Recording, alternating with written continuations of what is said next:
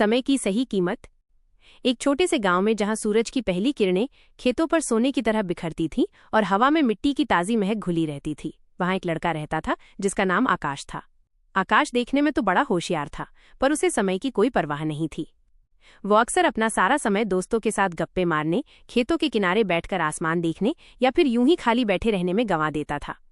उसके माता पिता उसे बार बार समझाते, बेटा, समय एक बहती हुई नदी की तरह है जो एक बार निकल जाए तो कभी वापस नहीं आती। लेकिन आकाश पर इन बातों का कोई असर नहीं होता था।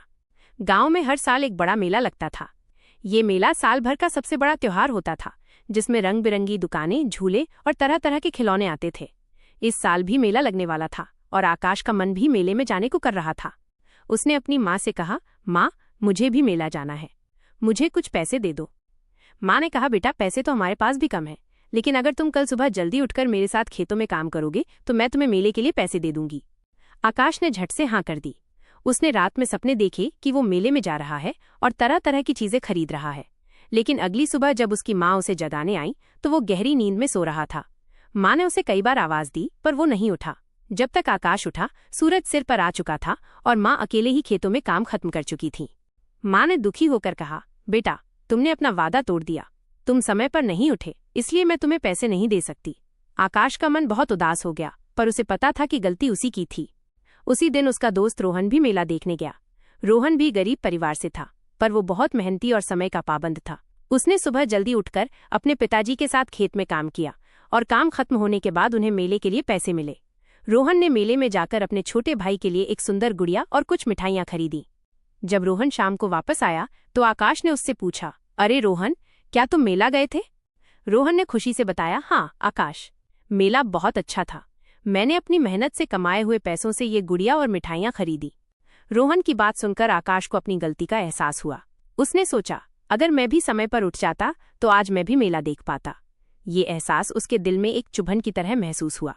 उसे समझ आ गया था कि समय को यूं ही बर्बाद करने का नतीजा कितना बुरा हो सकता है। अगले दिन से आकाश के जीवन में एक बड़ा बदलाव आया। वो सुबह अलार्म से पहले उठने लगा, अपने माता पिता के कामों में हाथ बटाने लगा और अपना पढ़ाई लिखाई का काम भी समय पर करने लगा। उसने समय की बर्बादी करना पूरी तरह से बंद कर दिया। एक साल बाद गांव में फिर से वही मेला आया। इस बार आकाश ने कोई लापरवाही नहीं की। उसने पूरे साल कड़ी मेहनत की और अपने पिता के साथ मिलकर काम किया। इस बार उसके पास अपने खुद के पैसों से मेला देखने का मौका था। जब वो मेले में पहुंचा तो उसने देखा कि इस बार भी रोहन आया हुआ है। रोहन ने इस बार एक छोटी सी साइकिल खरीदी थी, जिसे देखकर आकाश को भी बहुत खुशी हुई। दोनों दोस्तों ने मिलकर मेला देखा, झूलों का मजा लिया और खूब मस्ती की। मेले से लौटते समय आकाश ने अपने पिता से कहा, पिताजी, आज मुझे समझ आ गया कि समय ही असली धन है। अगर हम समय का सही उपयोग करें तो कोई भी चीज पाना मुश्किल नहीं है। उसके पिता ने प्यार से उसके सिर पर हाथ फेरा और कहा, शाबाश मेरे बेटे, अब तुम्हें समय की असली कीमत समझ आ गई है। जो इंसान समय का सम्मान करता है, समय भी उसका सम्मान करता है। इस दिन के बाद से आकाश एक समझदार और जिम्मेदार लड़का बन गया। वो गांव के दूसरे बच्चों के लिए भी एक मिसाल बन गया, जो अब समय की कीमत को समझने लगे थे। आकाश ने ये सीख लिया था कि समय कभी लौटकर नहीं आता,